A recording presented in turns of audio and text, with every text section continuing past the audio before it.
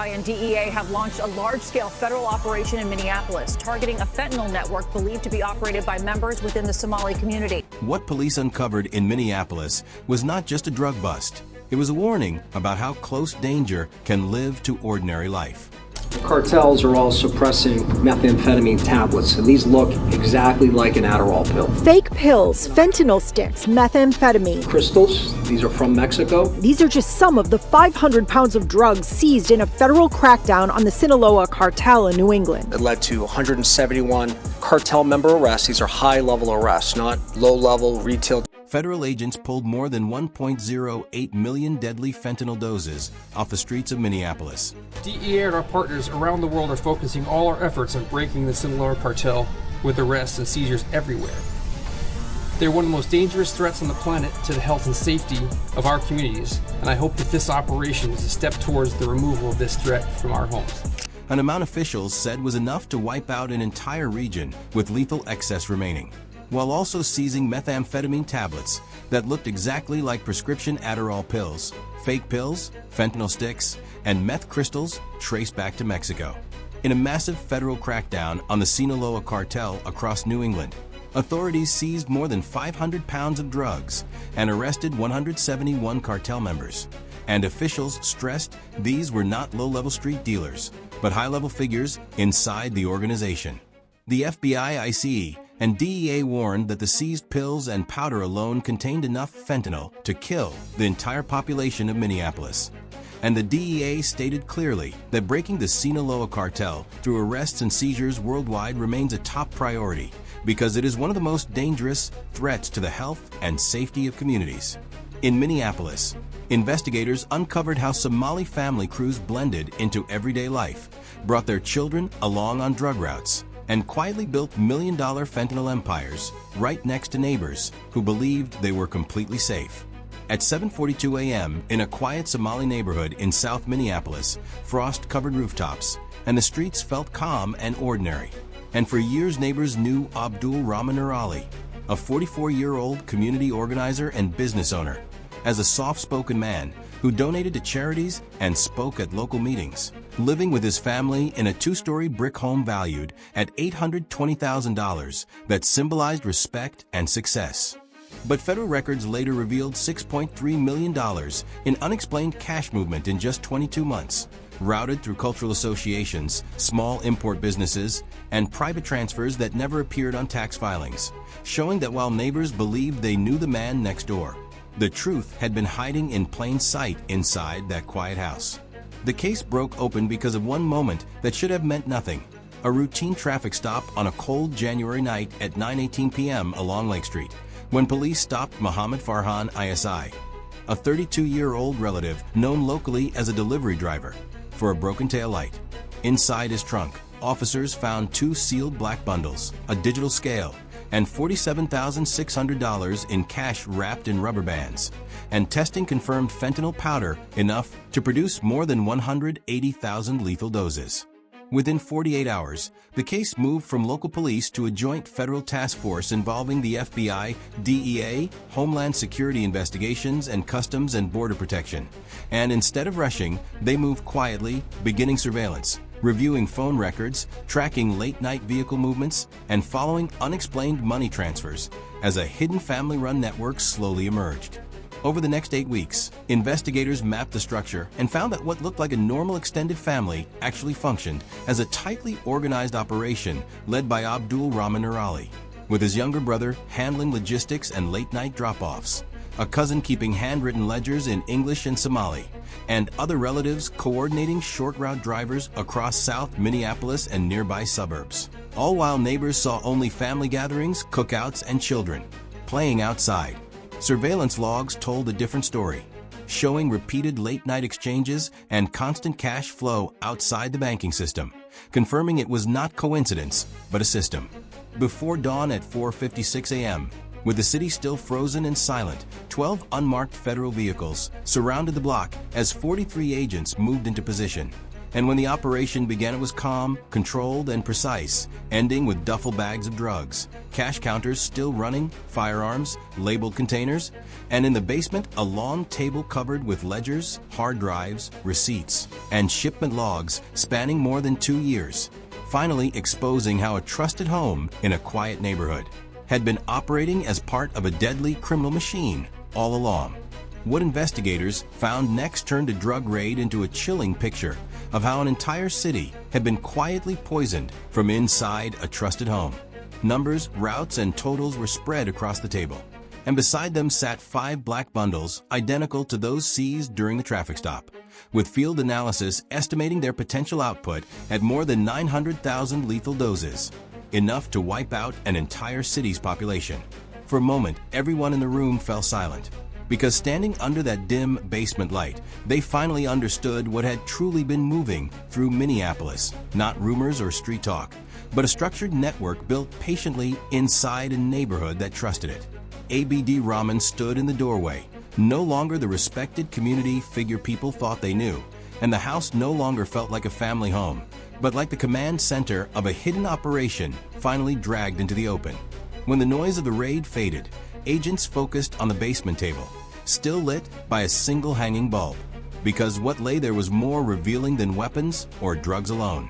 Neatly stacked ledgers wrapped in old rubber bands showed years of careful record-keeping.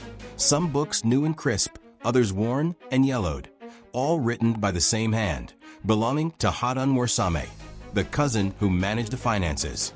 Early entries showed small payments and community donations, but over time the numbers grew, turning into 5-figure cash movements with no legal source, until by year 5 the handwriting grew bolder and the transfers more frequent, far beyond what any visible business could support. One entry read $118,400 Minneapolis Columbus CW, with no explanation, while other pages showed international transfers routed through Dubai, Nairobi, and Istanbul in amounts like $8,950 or $9,700, carefully chosen to stay below reporting thresholds, often labeled as Community Relief Fund donations, even though the fund had been inactive for years. Another binder revealed bank statements from 4 institutions, showing nearly $1.8 million cycled through accounts belonging to distant relatives, elderly family members, and even individuals who had left the country years earlier, all described as family support or medical help, but clearly matching a professional laundering pattern. A laptop on the table contained spreadsheets for fake shipments, non-existent trucks, and distributors with no state records. Yet the numbers matched perfectly with the handwritten ledgers, proving this was not improvisation, but a system built layer by layer over more than a decade. The most disturbing discovery was a Somali language notebook that, once translated, revealed 12 years of coded routes, cash consolidation, and supply references, ending with a single calculation: $6,347,900 cleared in 22 months, confirming the network extended far beyond Minneapolis and far beyond one family. As agents carried the evidence out, the weight of it grew heavier, because every dollar traced represented harm no spreadsheet could measure. At dawn, investigators pinned overdose calls and fentanyl deaths on a metro map, and red clusters spread across South Minneapolis, Richfield, Bloomington, and Brooklyn Park, with county records showing 173 fentanyl-related deaths in 1 year alone, many linked to pills identical to those found in the basement, including teenagers and people who thought they were taking safe medication. One case involved a 62-year-old bus driver who died from a counterfeit pill containing triple the lethal dose, bought from someone he trusted, a family friend. The damage rippled into the Somali community itself, a community built on resilience and mutual support, now fearing stigma because of a few who chose greed, while elders spoke of fleeing war only to see destruction grow inside their own neighborhoods. Parents began escorting children everywhere, community centers increased security, and leaders held meetings to protect the innocent. Investigators also uncovered that children were sometimes brought along during deliveries because families were less likely to be questioned, with one surveillance log showing a minivan carrying sleeping children in the back seat and 18,000 counterfeit pills in the trunk. A final detail that showed just how deeply this hidden system had exploited trust, family, and normal life to move death through through the city unnoticed. What the agents discovered next hit harder than any weapon or pile of cash, because it revealed the true human cost hiding behind the operation. For the agents, that discovery was no longer about charts, ledgers, or statistics. It was about children unknowingly riding along delivery routes, about families losing loved ones to a substance measured in milligrams, and about an entire community betrayed by people who lived among them and were trusted. As the full picture came into focus, one painful truth became clear. The damage went far beyond arrests, because this network had left behind broken trust, grieving families, and silent suffering that would linger long after headlines faded. And the investigation was far from over. As the first week after the raid unfolded, it became obvious that the operation at the Noor residence was not an ending, but only a beginning. The evidence collected that morning did not close the case, it expanded it, placing investigators not at a conclusion, but at the doorway of a far larger and more complex network than expected. Inside the federal building, agents reviewed cross-state data and found that basement ledgers matched transactions flagged months earlier in Columbus, Denver, and Kansas City. Phone numbers in Minneapolis connected to encrypted accounts traced to Arizona and Southern California, regions known as major entry points for cartel-linked distribution. Even more concerning, analysts uncovered multiple payments routed through small Somali-owned businesses across 3 states, all kept under $10,000, following the same laundering pattern found in Hadan's notebooks. One investigator summed it up quietly by saying they had not removed a network. They had uncovered a doorway into a larger one. Surveillance requests multiplied, warrants expanded, and agents began monitoring storage units, warehouses, and short-term rentals in St. Cloud, Rochester, and Fargo. Then came the discovery that shifted the entire investigation. A seized phone contained a folder labeled Brother Lines, filled with handwritten notes listing meeting points, coded initials, and references to northern partners. When decrypted, several entries pointed to a second cell operating in northern Minnesota, possibly moving shipments along rural highways at night. This triggered a second phase, far more cautious and complex, because task force leaders understood a hard reality. If one family in Minneapolis could move over $6 million in less than 2 years with out-of-state coordination, then other families, other homes, and other quiet streets were likely hiding the same danger. The investigation widened as agents visited community centers, schools, and mosques, not to accuse, but to protect, holding private briefings with elders to explain they were targeting individuals, not culture or faith. Slowly, community members stepped forward, sharing information they had once dismissed as none of their business. Patterns emerged.